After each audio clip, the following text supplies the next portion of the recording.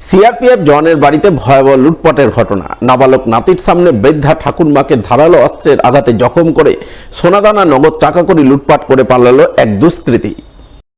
রবিবার সাত সকালে এই ঘটনা জানাজানি হতেই ব্যাপক চাঞ্চল্য আতঙ্ক ছড়ালো মালদার হবিবপুর থানার বুলবুলচন্ডী অঞ্চলের ৩ নম্বর কেন্দুয়া এলাকায়। জানা গেছে রবিবার ভোররাতে ঘটনাটি ঘটেছে ৩ নম্বর কেন্দুয়া এলাকার বাসিন্দা পেশায় সিআরপিএফ জওয়ান সুব্রত মৃধার বাড়িতে।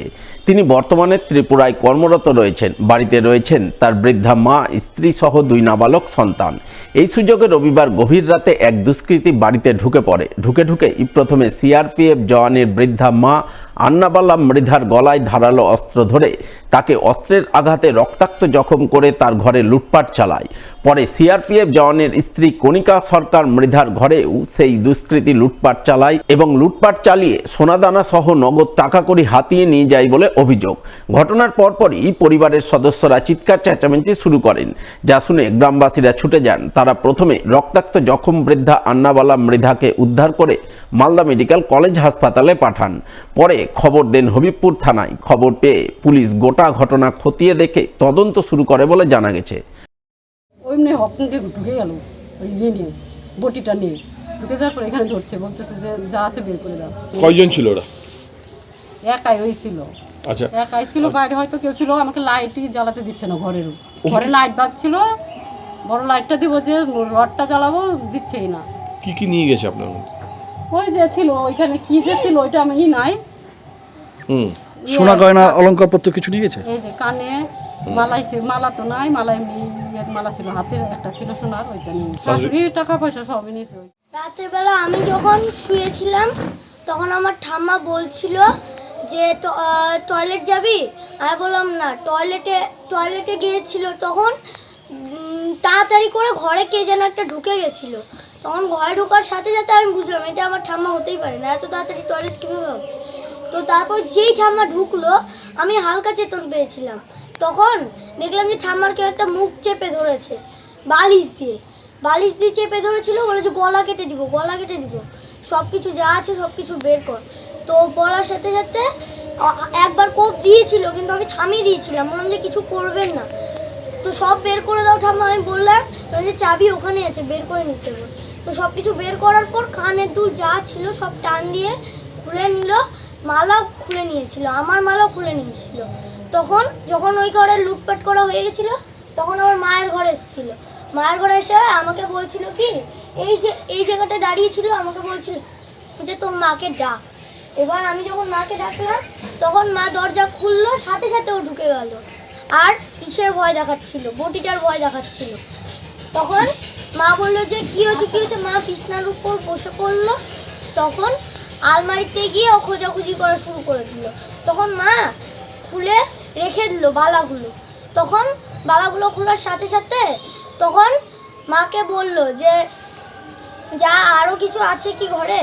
তারপরে যেই শুনেছে যে লোকেদের ডাকছে, তখন শুনে ও মাকে ধাক্কা দিয়ে ফেলে দিয়ে পালিয়ে গেল। কিন্তু দরজাটা বন্ধ করে দিয়ে গেছিল, ছিটকুনি দিয়ে গেছিল। ওই দরজাটাও ছিটকুনি দিয়ে বাইরে থেকে।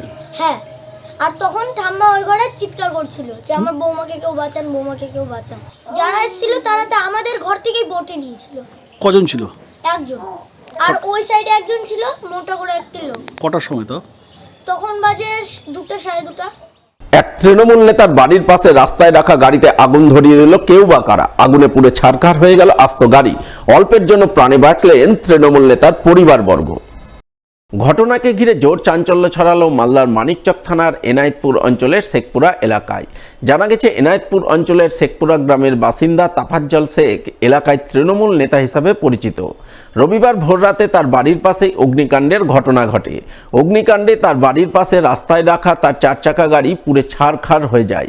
আগুনে লেলিহান শিখায় বিদ্যুতের তার পুড়ে নষ্ট হয়। সেই সঙ্গে তার বাড়ির একটা জানালা আগুনে ক্ষতিগ্রস্ত হয়। পরে পরিবারবর্গ সহ গ্রামবাসীরা বিষয়টি লক্ষ্য করে তড়িঘড়ি করে জল ঢেলে আগুন নেভান। ফলে অল্পের জন্য তৃণমূল নেতার বাড়ি অগ্নিকাণ্ডের হাত থেকে রক্ষা পায়। পরিবারের সদস্যরা অল্পের জন্য প্রাণে বাঁচেন। ঘটনায় তৃণমূল নেতা শেখ তাফাজ্জল অভিযোগ করে বলেন, শর্ট সার্কিটের জেরে এই অগ্নিকাণ্ডের ঘটনা ঘটেনি। কেউ বা কারা শত্রুতা করে গাড়িতে আগুন লাগিয়েছে। কারণ তিনি এলাকায় মাদকের বেআইনি কারবার বন্ধ করে দিয়েছেন। সেই আক্রোশে মাদক কারবারিরা এই ঘটনা ঘটিয়ে থাকতে পারে। তাই তিনি পুরো বিষয়টি জানিয়ে মানিকচক থানায় লিখিত অভিযোগ করেছেন। পুলিশ ঘটনার তদন্ত শুরু করেছে। আজকে মানে ভোর আনুমানিক 3:45-50 দিকে আমরা গ্রুপ নিয়েছিলাম। তারপরে আওয়াজ হলো, আচ্ছা, মানে টায়ার বাস্ট হচ্ছে, ব্যাটারি বাস্ট হচ্ছে। উঠে দেখছি তো গাড়িটা পুড়ে যাচ্ছে। আমরা যেটা সিসিটিভি ফুটেজে দেখলাম, আচ্ছা, গাড়ির পিছন দিকে কেউ আগুন লাগিয়েছে। আচ্ছা, কেউ বা কারা আগুন লাগিয়েছে? দুষ্কৃতী? হ্যাঁ, আচ্ছা, কারণ মানে যদি কেবেলে শর্ট সার্কিট হতো, হ্যাঁ, তাহলে গাড়ির উপরে তারটা পড়লেও তারটা বেরিয়ে যেত। আচ্ছা, কিন্তু কেউ আগুন লাগিয়েছে, ওই আগুন লাগাতে গাড়ির আগুনে কেবেলটা পড়ে গেছে। হ্যাঁ, শত্রুতা তো অবশ্যই, পুরোপুরি রাজনৈতিক চক্রান্ত না এটা। মানে যারা বিএস সাপ্লাই করে, আচ্ছা, হ্যাঁ, তাদের প্রতি একটা আমার প্রতি আক্রোশ আছে।